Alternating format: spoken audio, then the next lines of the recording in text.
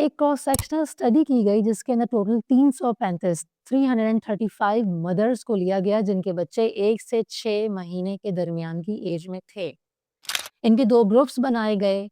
एक ग्रुप उन लोगों का था जो ग्रेप वाटर यूज़ करते थे और एक ग्रुप वो था जो नहीं इस्तेमाल कर रहे थे। 35% वो लोग थे जो नहीं कर रहे थे एंड 65% वो थे जो कर रहे थे। इस स्टडी के मुताबिक जो ग्राफ्स निकाले गए उसमें देखा ये गया कि वो लोग जो ग्रेप वाटर यूज़ कर रहे हैं उसके रीज़न्स ये हैं कि उनके बेबी को डाइजेस्टिव इशू है, उनको एल्डर्स ने यानी बड़ों ने कहा हुआ है कि आपने पिलाना है, उनको लगता है कि इसकी हेल्थ के लिए अच्छा है या उनके बच्चे के पेट के अंदर तकलीफ़ है। दूसरा जो रीज़न देखा गया, जो ग्राफ निकाला गया कि वो उन लोगों की क्या रीज़न्स हैं जो नहीं देना चाहते।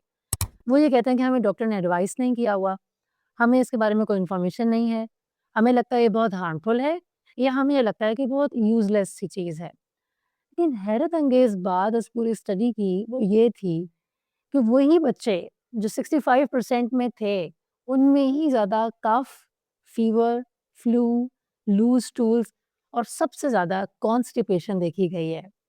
एक और ग्राफ बनाया गया जिसमें ये देखा गया कि कॉन्स्टिपेशन, कॉलिक एंड वॉमिटिंग उन बच्चों में ज़्यादा थी जो ग्रेप वाटर ले रहे थे। तो आपको इससे क्या सबक मिलता है? वो चीज़ जो आप कॉलिक के लिए या पेट दर्द के लिए इस्तेमाल कर रहे हैं, बेसिकली आपके बेबी में कॉन्स्टिपेशन यानी कब्ज़ और वॉमिटिंग करवा रहा है। तो फ़ायदा क्या हुआ इस चीज़ का? मेरा नाम है डॉक्टर हिना बेग, मैं एक पाकिस्तानी मेडिकल डॉक्टर हूँ।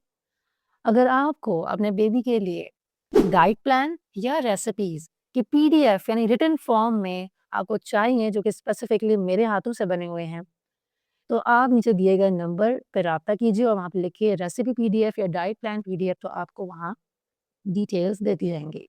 आप न्यू मदर हैं, 1 दिन बस 15 दिन 20 दिन गुज़रे हैं, अचानक से आपका बेबी बहुत शदीद तरीके से रो रहा है, मतलब आपको समझ नहीं आया कि ये हुआ क्या है?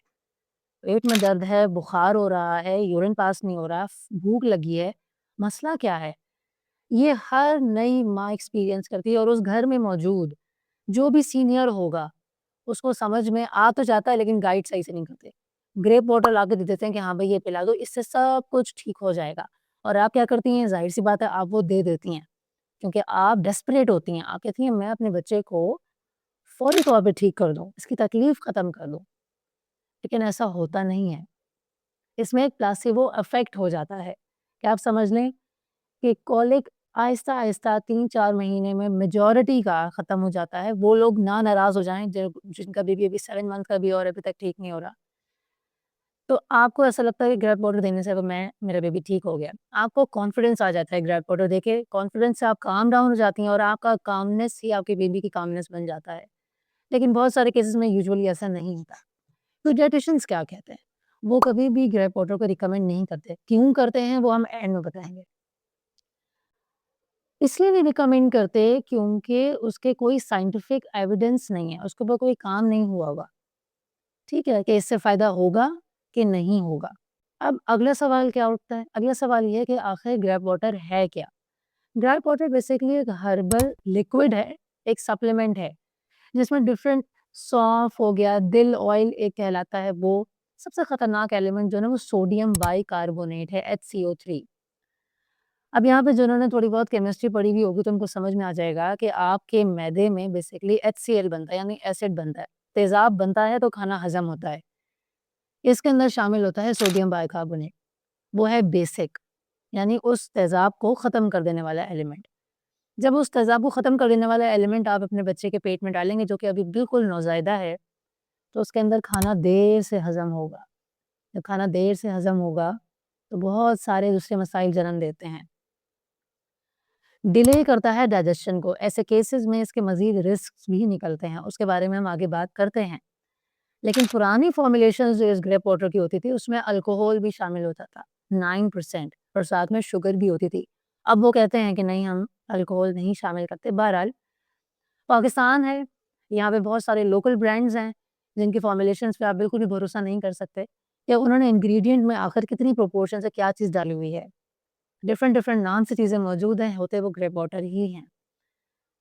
आप सोच नहीं सकते कि इन इंग्रीडिएंट्स के सिर्फ़ उतार-चढ़ाव से और इनके अंदर कंटामिनेशन हो जाने से एक जरासीम है जिसे हम कहते हैं सुडोमोनास एरिगोनोसा, वो एक बेबी में इंडिया में उसने अटैक कर दिया था, वो बच्चा एक शॉक से उसकी डेथ हो गई।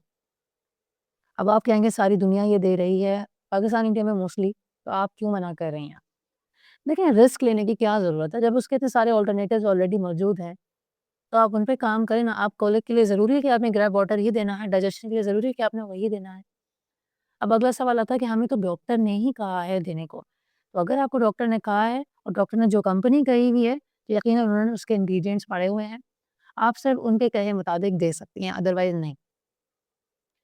दूसरा सवाल, आप अपनी मर्ज़ी से ग्रेप वाटर नहीं देंगी कोई सा भी। तीसरा सवाल, आपका बेबी बिल्कुल न्यूबॉर्न है, 1 महीने का है, 1 महीने से छोटे बच्चे को कभी भी ग्रेप वाटर नहीं दिया जाता। ये चीज़ कन्फर्म आप समझ लें। अगर किसी भी एज में आपका बेबी आप देना चाह रहे हैं, तो एटलीस्ट पहले डॉक्टर से पता कर लें। क्या इसकी ज़रूरत है या इसका कोई अल्टरनेटिव, बेस्ट अल्टरनेटिव भी मौजूद है? अब इसके क्या दूसरे अल्टरनेटिव्स हो सकते हैं? देखिए बेहतरीन चीज़ है टमी टाइम। पेट के बल लिटाना, आप कहेंगे हर वक़्त मेरा बेबी रोता रहता है, 1 मिनट नहीं उल्टा रह सकता, फिर वहाँ से दादी उठ के आ जाती हैं, रुला क्यों रही हो? अपने अंदर कॉन्फिडेंस पैदा तो रखिए कि जो कर रही हैं वो ठीक कर रही हैं, पहली बात। थोड़ी-सी इन्फॉर्मेशन गाइडेंस हासिल कर लें। दूसरी चीज़ है किसी भी बच्चे को टमी टाइम नहीं पसंद, सिर्फ़ आपका बेबी ऐसा नहीं है। Tummy time slowly and gradually बनाया जाता है। कैसे बनाया जाता है? ये ऊपर वीडियो मौजूद है। दूसरी चीज़, सिर्फ़ और सिर्फ़ रीसेंट रिसर्च के अकॉर्डिंग प्रोबायोटिक काम कर रहे हैं, जिसमें लैक्टेज़ एंजाइम शामिल हो। कॉलिक ड्रॉप्स कभी-कभी काम करते हैं, कभी नहीं करते। आप colic drops and probiotic drops BioGaia Protectis के नाम से है मौजूद, आप दे सकते हैं। अब तक का सबसे अच्छा रिज़ल्ट बायोगिया प्रोटेक्टस, थोड़े-से एक्सपेंसिव ड्रॉप्स हैं मगर वर्थ बाइंग है। कोई 3rd 4th डे में आपको रिज़ल्ट मिलता है। लेकिन देखें स्मूथ नहीं जाती जर्नी, कभी भी स्मूथ नहीं जाती। आप ये भूल जाएँ कि आपकी जर्नी स्मूथ जाएगी, बच्चे का कॉलिक बिल्कुल ठीक हो जाएगा। अगर आपका बेबी बहुत ज़्यादा गंदा वाला कॉलिक है ना, तो वो नहीं जाता। कुछ भी कर लो, नहीं जाता। तो एक पीक पीरियड आता है, 6 वीक से शुरू होता है और 12 वीक तक पूरा एक पहाड़ी चढ़ रहा होता है बेबी, जिसमें वो आपको रोज़ाना एटलीस्ट तंग करेगा। तो ये वो चीज़ें होती हैं जिससे मदर गो थ्रू हो रही होती है और फिर उसके बाद वो थोड़ी स्लो डाउन होती है, अराउंड कोई 3rd 4th मंथ थोड़ा बेहतर होता है। Sleep regression and growth spurt का फेज़ स्टार्ट हो जाता है। उसमें अगेन उसकी नींद जाना शुरू हो जाती है, वो 15 मिनट बाद फीड माँग रहा होता है।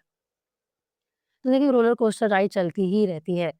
1.5 2 इयर्स तक आप बहुत अच्छे दिन गुज़रेंगे, फिर बुरे दिन आएँगे, फिर अच्छे गुज़रेंगे, फिर बुरे, and the cherry on the top is उसमें बेबी को फ्लू हो जाए या लूज़ स्टूल्स लग जाएँ। ये चेरी ऑन द टॉप है क्योंकि उसके sleep regression, growth spurt, teething, diet में चेंजेस, बीमारी के बाद खाना भी छोड़ देना, ये सब चलता ही रहता है। आप अगर प्रॉपर टेक्निक के साथ लेके चलेंगी बेबी को, तो ही काम आएगा, अदरवाइज़ नहीं। अब कुछ जो रिस्क्स हैं ग्रेप वाटर के, उनका हम डिस्कशन कर लेते हैं लास्ट। देखिए सबसे पहली बात, उसमें सोडियम बाइकार्बोनेट है, जो कि डाइजेशन डिले करेगा। दूसरी बात, ब्रेस्ट फीडिंग डिले हो जाती है। पेट भरा भरा रहता है बच्चे का क्योंकि डाइजेशन डिले हो गई ना बाइकार्बोनेट की वजह से। बच्चे को फुल फ़ील होता है, ब्रेस्ट फीड में डिले, ब्रेस्ट फीडिंग डिले होगी, लूप टूटेगा, मदर का जो लैच का हिसाब है वो कमज़ोर पड़ेगा, मदर की फीड कम होना भी शुरू हो सकती है। थर्ड सबसे खतरनाक चीज़ कंटामिनेशन, कोई और जरासीम इन इंग्रीडिएंट्स में शामिल हो जाते हैं। पाकिस्तान है, यहाँ किसी चीज़ का कोई भरोसा नहीं होता। तो ये वो छोटी-छोटी चीज़ें हैं जिनका आपने ध्यान रखना है। कॉलिक क्या है और कॉलिक में करना क्या है? रिसर्च बेस्ड बिल्कुल रीसेंट वीडियो अभी मैंने एक बनाई हुई है। लाज़मी जाकर वो गो थ्रू कीजिए। उम्मीद करती हूँ इन्फॉर्मेशन आपके लिए फ़ायदेमंद साबित हुई होगी। इंशाल्लाह मिलती हूँ अपनी नेक्स्ट वीडियो में। शुक्रिया।